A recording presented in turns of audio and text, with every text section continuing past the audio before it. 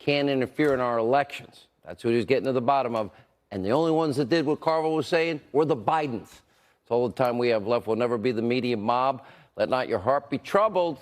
Laura Ingraham. Hi. Hannity, I loved watching this. Okay, what's the crime, James? That's not fair. I like James. I love James. I love Marion. He's great. I love Marion and James. Come on, John. It's corrupt, John. That's a corrupt thing, John. Let me get to the Saints game. Oh, sorry. That was great. They did interfere in the elections. I thought Democrats cared about that. Oh, Joe Biden's 49-year-old son, no experience, Ukraine, energy, oil, gas, gets millions. And Joe fires the prosecutor investigating it. The best Hannity is that they don't care at all about Hunter Biden getting all this money from Ukraine for no expertise. Cares. But they're upset that the Trump kids were rich before they came in and still continue some of their real business. Deals. They were real business people. Unbelievable. Right. Fantastic show, Hannity. Have I love watching show, that Laura. clip. Good to see you. All right, I'm Laura Ingraham. This is the Ingraham Angle from a very busy Washington tonight.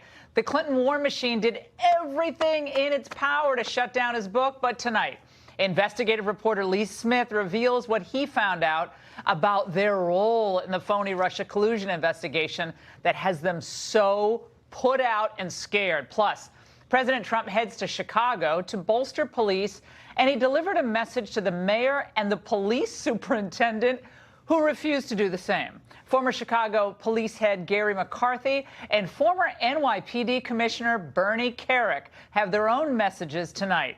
Also, my angle tonight will come a little bit later, and it's going to examine why Trump's recent foray into blue state America is good not only for him, but why it's going to terrify the 2020 Dems.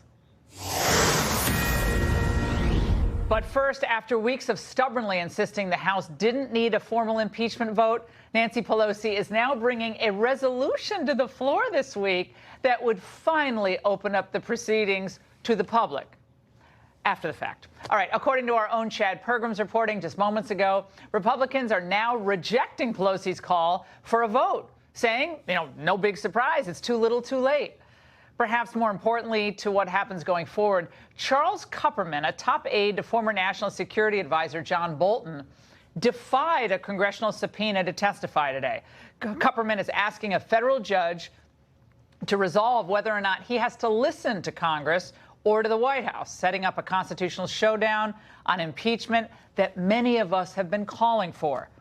Unsurprisingly, Adam Schiff doesn't like being shown up. It's hard to say what other senior officials will do. I'm sure they'll get like instructions from the White House. And if they do and they fail to appear, they will be building a very powerful case against the president for obstruction. We are not willing to allow the White House to engage us in a lengthy game of rope-a-dope in the courts. So we press forward. Joining me now, John Yoo, former Deputy Assistant Attorney General, and Alan Dershowitz, Harvard Law Professor Emeritus, author of the upcoming book, Guilt by Accusation. John, we have all wanted to see this court showdown, but what else does the White House need to be doing to fight impeachment at this point? Laura, it's a great question. First, President Trump needs to defend his office so that it's preserved for those who follow after him. He can't let the House get away with conducting an impeachment on the cheap. So what I would recommend he do is claim executive privilege, the right of all of his aides to refuse to testify and reveal the secrets that are discussed between them and the president so that it allows for the best kinds of decisions possible.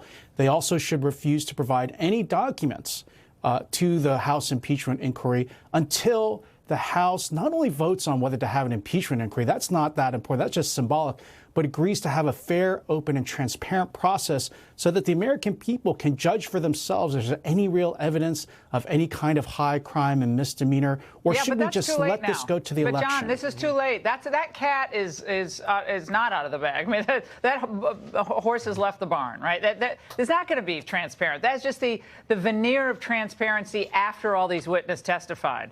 Okay, that's the concern here. And to Alan, I think the president is focused now on the right part of the Democrats' case for impeachment. Watch. I'd rather go into the details of the case rather than process. process